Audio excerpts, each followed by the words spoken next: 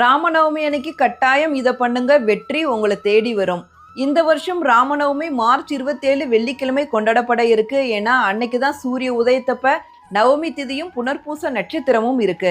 ராமபிரான் போர்ல வெற்றி பெற்றத ஹனுமன் சீதா தேவி கிட்ட ராம ஜெயம் அப்படின்னு எழுதி தான் முதல்ல காட்டினாரு.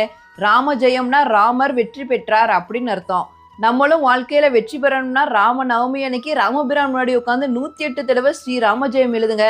வெற்றி உங்களை தேடி வரும். எங்கெல்லாம் ராமநாமம் ஒலிக்கிறதோ அங்கெல்லாம் ஹனுமன் நிறைந்து இருப்பாரு.